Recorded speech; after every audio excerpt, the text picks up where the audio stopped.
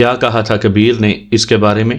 شہاب قصوری بغیر لگی لپٹی رکھے بولا، یہی کہ نکاح بس خانہ پوری کے لیے ہے اور کبیر دادا لڑکی کو چند دن پاس رکھ کر واپس بھیج دے گا۔ کیا کہتے ہو کبیر؟ تمہارے چند دن کب تک گزریں گے؟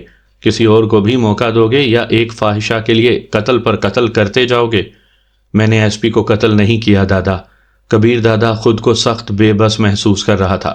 باقی سارے جھوٹ کہہ رہے ہیں۔ شمشیر دادا نے صوفے پر نشست سنبھالی۔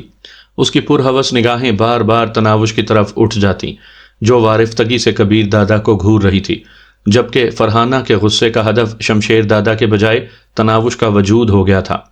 شمشیر دادا کے بیٹھتے ہی باقی تمام بھی بیٹھ گئے تھے، صرف کبیر دادا مجرموں کے انداز میں کھڑا تھا، اور تناوش جو کبیر دادا کو دیکھ کر اپنے دل سے سارے اندیشے اور خطرے نکال چکی تھی۔ چلو ایس پی کا مسئلہ بعد میں زیر غور لاتے ہیں، پہلے یہ بتاؤ فاسی کو کیوں قتل کیا؟